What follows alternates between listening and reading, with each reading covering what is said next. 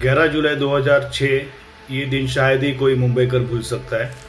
उसी तरह मुझे भी ये दिन याद रहता है क्योंकि उस दिन मैंने मेरा एक हाथ गंवाया था हादसे में। After jumping from the train, what I could see was that there were dead bodies, people were injured, they had lost their hands, legs. बहुत बुरा मंजर था। वो मंजर याद कर लेता हूँ तो आज भी रात को नींद नहीं आती है।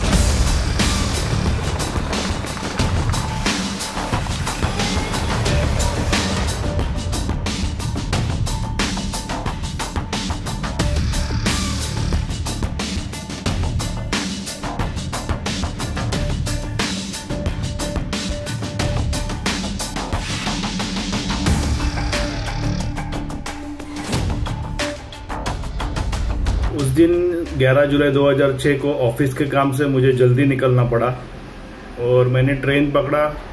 जोगेश्वरी स्टेशन आते ही एक ब्लास्ट हो गया। उस दिन मैं मीरा रोड में अपना काम खत्म करके 6:03 की ट्रेन से बसई जा रहा था। ट्रेन प्लेटफार्म छोड़ चुकी थी, थोड़ा ही आगे गई थी तो एक जोरदार धमाका हुआ। I was returning home from college and I was in my 12th grade. When the train reached Borivali station, this accident happened and I had to jump from the train to help myself. शुरुआत में कुछ मालूम ही नहीं पड़ा कि क्या हो रहा है क्या नहीं, लेकिन मैं ट्रेन में से उड़ गया इतना मुझे याद था। फिर मैंने देखा तो मेरा हाथ पूरा डैमेज हो गया था। मैं उस ट्रेन में आगे के फर्स्ट क्लास के डिब्बे में दरवाजे पे खड़ा था और बाईं तरफ धमाका हुआ। किसी के समझ में नहीं आ रहा था क्या हुआ, अपना तफरी का माहौल हो गया। हमारे बगल के लोग जो थे वो भी जख्मी हो गए। बाद में जब हमने इंजन क्रॉस करके आगे पीछे आके देखा तो ट्रेन का डिब्बा जो है वो दरवाजा बैंड हो चुका था उस डिब्बे का, और लोगों का जिस्म चिथड़े हो गया था, जिसको नया नगर के फेरी वाले खुंचे वाले जमा कर के गठरी बना के बांध रहे थे। After jumping from the train, what I could see was that there were dead bodies, people were injured, they had lost their hands, legs. People standing on the platform were helping each other so that they could reach hospital on time, so that they are treated well and on time. लोगों की सहायता से मुझे hospital में admit किया गया और रात को डॉक्टर्स लोग ने बताया कि आपका हाथ कट करना पड़ रहा है करके, और जब मैंने सुबह उठ के देखा तो मेरा हाथ एम्पुटेट किया हुआ था। और जो जख्मी थे उनको अस्पताल में भर्ती करवा रहे थे, एडमिट करवा रहे थे। बहुत बुरा मंजर था। वो मंजर याद कर लेता हूँ तो आज भी रात को नींद नहीं आती है। सबसे ज्यादा मौतें उसी ट्रेन में हुई थी जिसका मैं जिक्र कर रहा हूँ।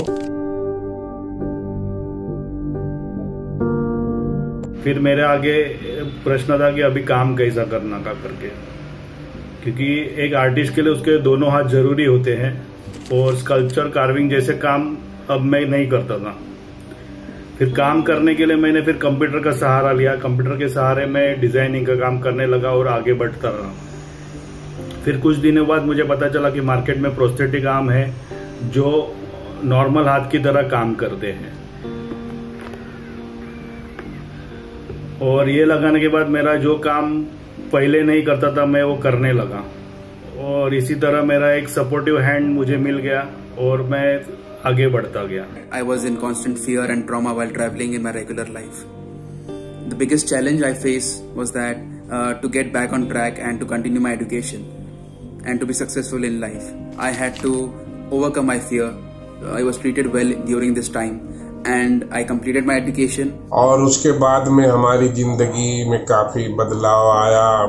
हाथ फ्रैक्चर हो गया था, प्लास्टर था, 4 महीने तक प्लास्टर रहा। हमारे कान का पर्दा डैमेज हो गया जिसकी वजह से आज भी मैं 25% कम सुन पा रहा हूँ, और हमारी माली हालत भी ठीक नहीं रही। उन दिनों बच्चे छोटे थे, उनके फीस का इंतजाम, उनके स्कूल का इंतजाम करना बड़ी दुश्वारी हो रही थी। उसके बाद आहिस्ता आहिस्ता जिंदगी पटरी पे आई।